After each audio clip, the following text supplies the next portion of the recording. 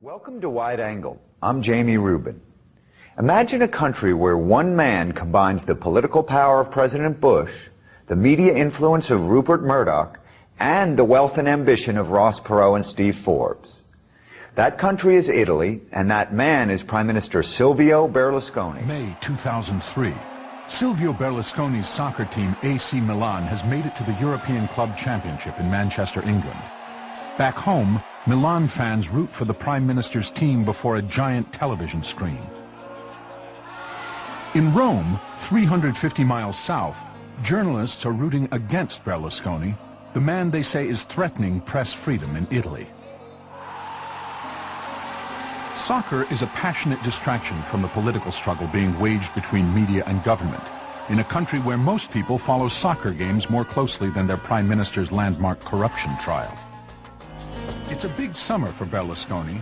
His team is winning in Manchester, his media enterprises are booming, and he may become the first Italian Prime Minister to be convicted while still in office.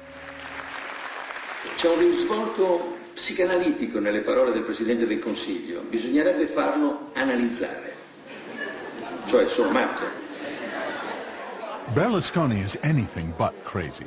He's a charming, self-assured politician who turns criticism into comedy for his devoted supporters.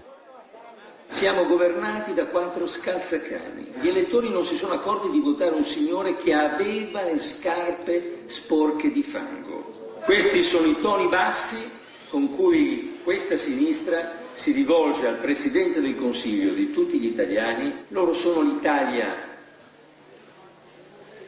che odia, noi siamo l'Italia che ama.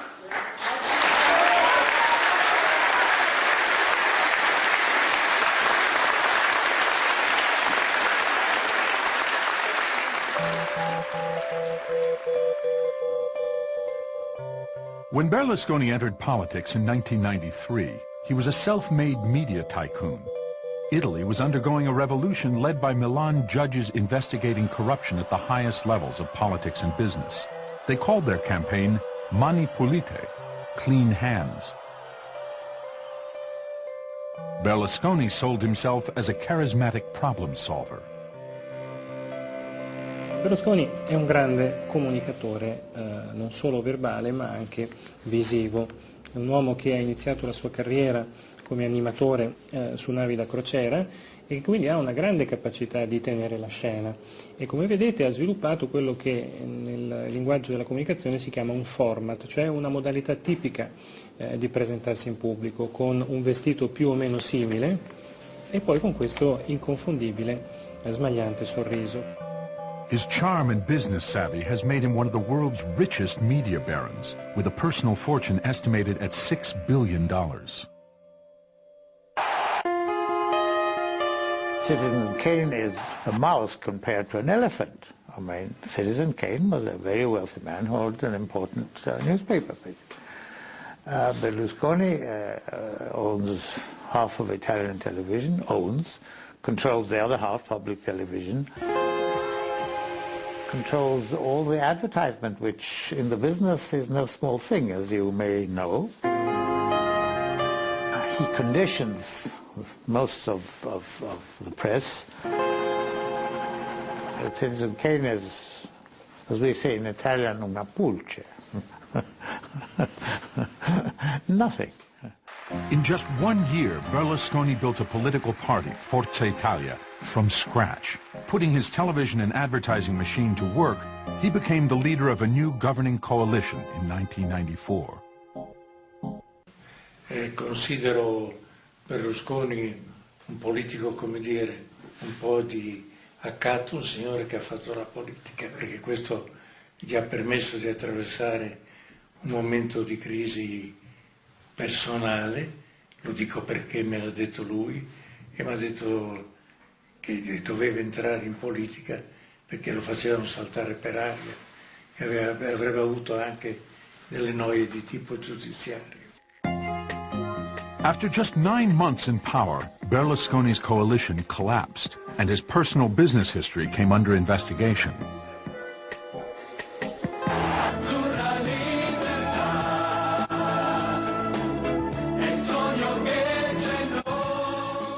7 years and 9 indictments later, Berlusconi ran again in 2001.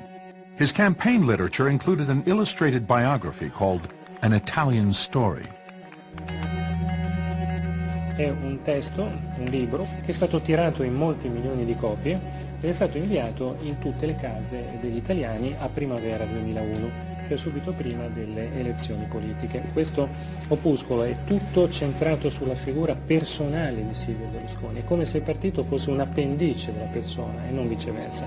Per poter costruire così velocemente un nuovo partito, Berlusconi non poteva fare altro che appoggiarsi a strutture che già controllava e da questo è nato il concetto nuovo di prendere persone, idee, metodi e anche concetti organizzativi dall'azienda e trasferire tutto questo nella politica.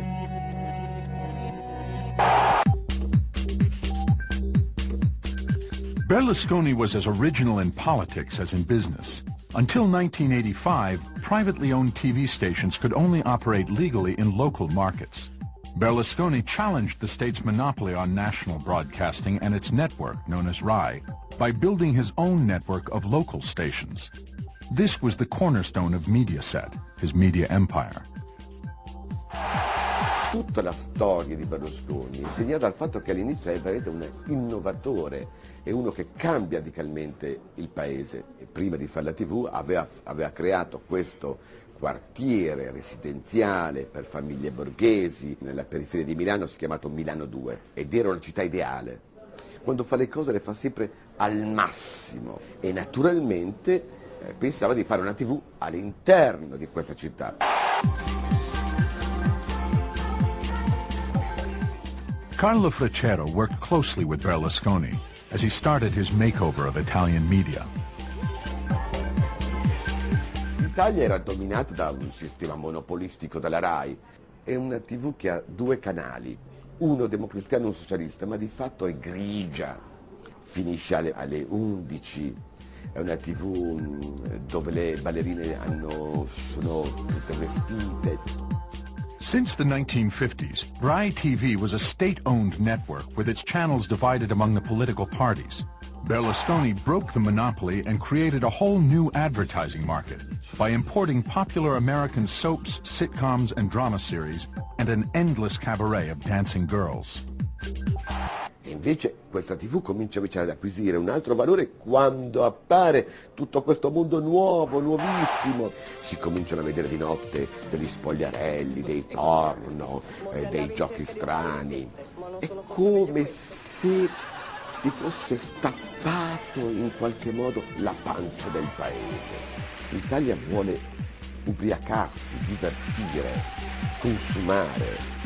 Fulfilling these desires made Berlusconi a very rich man. Tutto ciò avviene senza telegiornale, ma solamente formando un pubblico che è più forte, più importante che informarlo. Si crea, cioè la TV deve creare maggioranza, deve creare ascolto e l'ascolto è legato naturalmente poi al fatturato pubblicitario. E in questo piccolo sillogismo si fonda l'impero di Berlusconi. By 2001, that formula had made Berlusconi the richest man in Italy. He owned the country's top publishing and advertising companies, the fabled AC Milan soccer team, a bank, insurance companies, and 3 of the 7 national TV stations. He owns the whole country. He owns the whole television. He owns most of the press. He controls all the media. He's in every important business. He controls the bank. It's unbelievable. RAI TV, the public TV networks, were Berlusconi's only significant competition. If elected prime minister, he would gain political control of RAI and power over 90% of national television, the main source of news for most Italians. In any theory of democracy, one makes the argument that one of the characteristics of dictatorships is the monopoly of information, you know. So here we have almost a monopoly of information. That's the reply to your question. What does it do to democracy? It destroys it in substance.